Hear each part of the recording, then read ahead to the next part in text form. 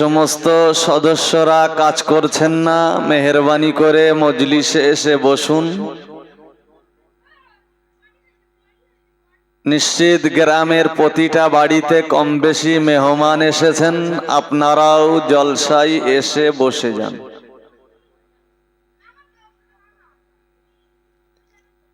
দেখুন, এ জলসা নবিয়ানা একটি মজলিস, যেখানে শুধু আমরা বসি না, যে জলসাতে আল্লাহর ফারিস্তারা এসে বসেন এবং আমাদের পরিবারের যারা মারা গেছেন তাদের রূহ এরকম পবিত্র মজলিসে হাজির হয়ে যান। সুবহানাল্লাহ।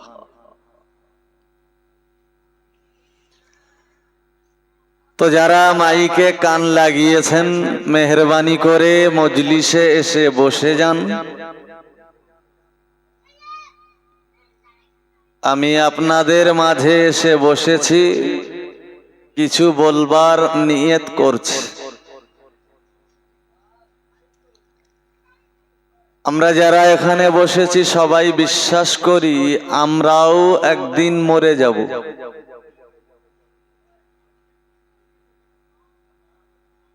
কারো চিরজীবন বেঁচে থাকার ইচ্ছা আছে নাকি?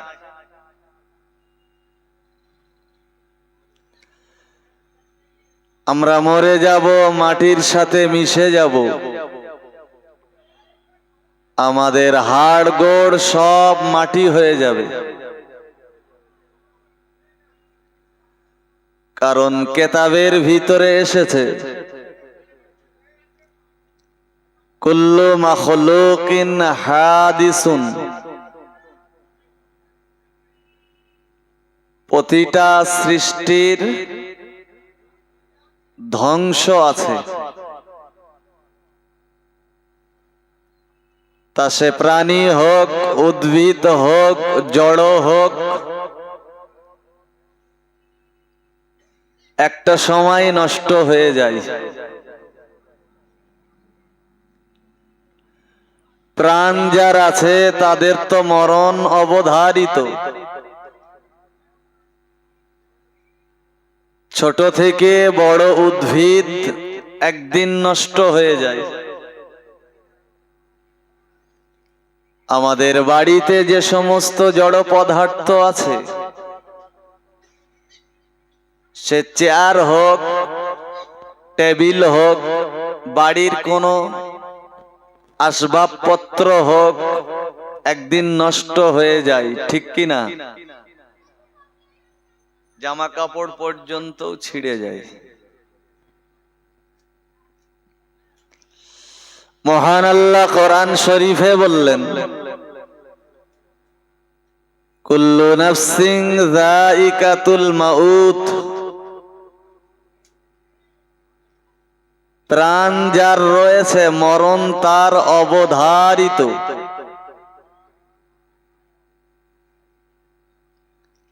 মানুষের মৃত্যু আমরা দেখতে পাই, জিনেদেরও তো মরণ হয়। শুনছেন কথা? এমনকি আল্লাহ পাকের মালাইকা যারা,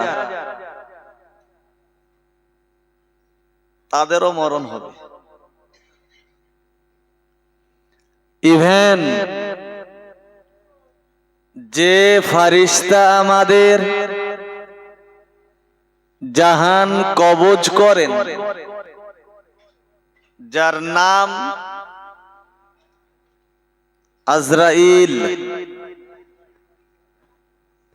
তারও ভি একদিন মৌত হবে। ভাই, পৃথিবীতে অমর যদি কেউ থাকতেন, তিনি আমার আপনার নবী, সরওয়ারে কায়নাত, ইমামুল আম্বিয়া, সৈয়দুল মুরসালিন, মুহাম্মাদুর রাসূলুল্লাহ সাল্লাল্লাহু আলাইহি ওয়াসাল্লাম। কারণ তিনি হলেন সমস্ত সৃষ্টির শ্রেষ্ঠ নেয়ামত। সুবহানাল্লাহ। আমরা যদি ইতিহাস দেখি, তার বাড়িতেও, তার বাড়ির দরজাতেও একদিন মালাকুল মউত আজরাইলের আগমন ঘটেছে।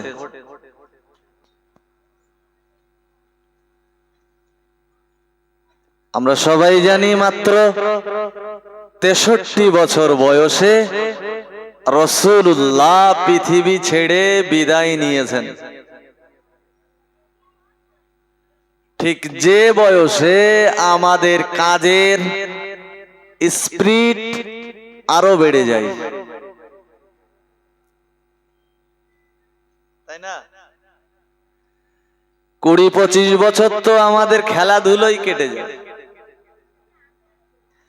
তারপরে বিয়ে শাদী করে সংসার পাততে না পাততেই 50-60 চলে আসে। আর নবীর ইন্তেকাল হয়েছে মাত্র 63,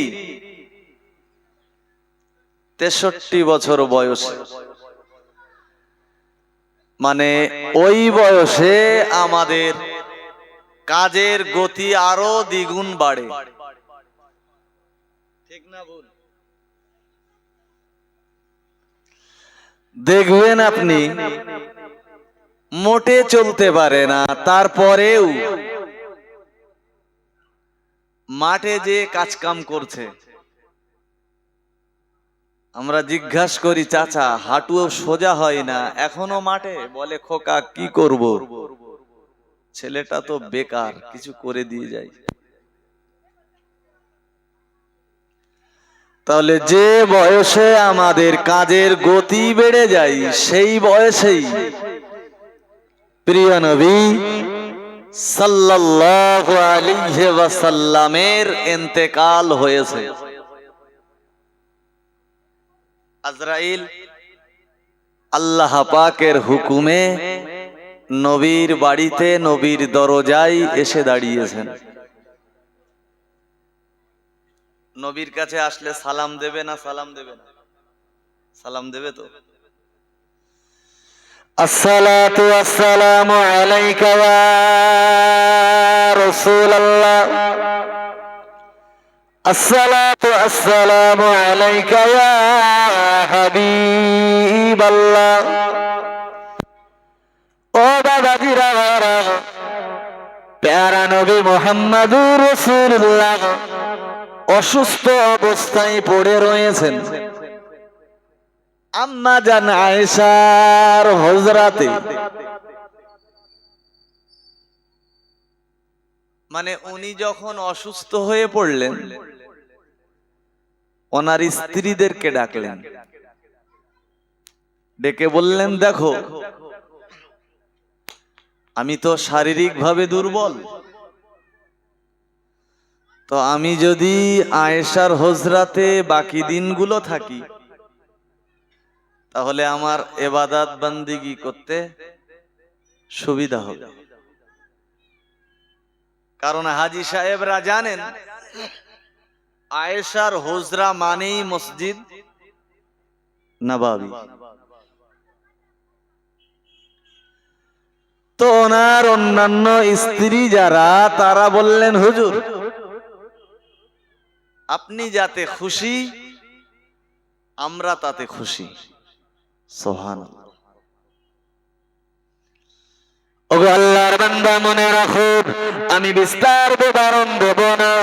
প্যারা নবী মুহাম্মাদুর রাসূলুল্লাহ সাল্লাল্লাহু আলাইহি ওয়াসাল্লাম, ও বাবাজিরা, তিনি হযরত আম্মা জান আয়েশার হুজরা মুবারকে অত্যন্ত অসুস্থ অবস্থাতেই পড়ে রয়েছেন।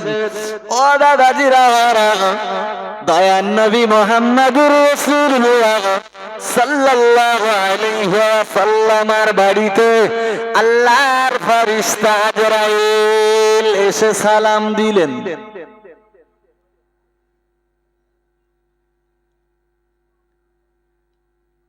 আমার নবী বুঝতে পারলেন আজরাইল আমার বাড়িতে এসেছেন, মানে আমি বেশি সময় আর হাজিরিন মজলিস, খুব গভীর ভাবে মনে রাখুন, নবী আমায় আজরাইলকে বললেন, ও আজরাইল, তুমি আমার বাড়িতে এসেছো মানে আমি রাসূলুল্লাহ পৃথিবীর মাটিতে আর বেশি সময় থাকবো না, মৃত্যু আমায় হবেই। ও দাদাজিরা ভাইরা, সাহাবীরা বললেন, ইয়া রাসূলুল্লাহ, ইয়া হাবিবাল্লাহ, হুজুর মরণ বলতে আমাদেরকে একটু বুঝিয়ে যান, মৃত্যুটা কি? আমরাও তো সব একদিন মরে যাব, মরণটা কি?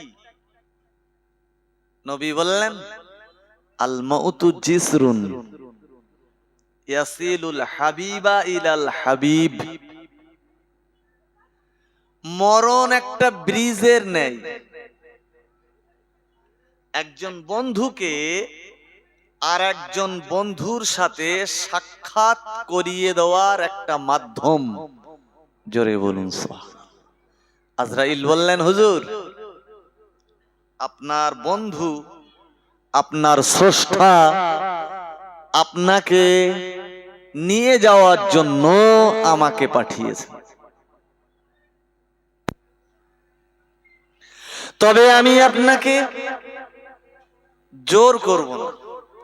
আপনার জন্য একটা অফার আছে। কি? আপনি যদি কিয়ামত পর্যন্ত বাঁচতে চান, হায়াতের কামনা যদি করেন, আল্লাহ কিয়ামত পর্যন্ত আপনার হায়াত দান করবেন। আমার নবী বললেন, আজরাইল, সুম্মা বাদাহু, তারপরে? কিয়ামত পর্যন্ত হায়াত আমি পেলাম, তারপরে কি হবে? আজরাইল বললেন, হুজুর, মুত, তারপরে আপনার মরণ হবে। নবী বললেন, মরণ যখন আমার হবে, তাহলে আমি আমার স্রষ্টার কাছে তাড়াতাড়ি যেতে চাই। জোরে বলুন, আর একটু মিলেমিশে বলুন। ওগো আল্লাহর বান্দা, মনে রাখুন, গভীর ভাবে উপলব্ধি করুন, ও দাদাজিরা বাবা, প্যারা নবী মুহাম্মদুর রাসূলুল্লাহ সাল্লাল্লাহু আলাইহি ওয়াসাল্লাম হাদিস শরীফে বিবরণ দিয়েছেন। ও আমার সাহাবীরা, মনে রাখো, মানুষের বয়স যত বেড়ে যায়, দুটো জিনিসের লোভ তত বেড়ে যায়। প্যারা নবী মুহাম্মদুর রাসূলুল্লাহ এক নম্বরে বললেন, ও আমার সাহাবীরা, মনে রাখো, মানুষের বয়স যত বেড়ে যায়, হায়াতের কামনা বাসনা তত বেড়ে যায়।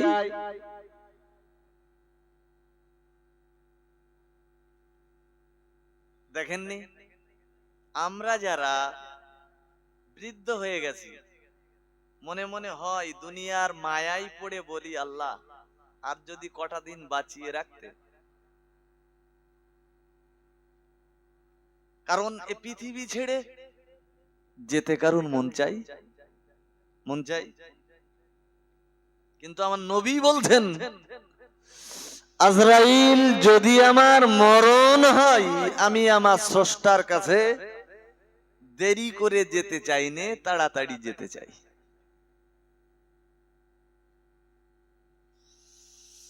ওগো আল্লাহর বান্দা, মনে রাখুন, ও দাদাজিরা, প্যারা নবী মুহাম্মদুর রাসূলুল্লাহ সাল্লাল্লাহু আলাইহি ওয়াসাল্লাম বললেন, ও আল্লাহর ফেরেশতা আজরাইল, আমি মুহাম্মদুর রাসূলুল্লাহ সাল্লাল্লাহু আলাইহি ওয়াসাল্লাম, মরণ যেহেতু আমার অবধারিত, না না না না না, আমি কিয়ামত পর্যন্ত পৃথিবীতে থাকতে চাই না, বরং আমি আমার স্রষ্টার সাথে দেখা করতে চাই।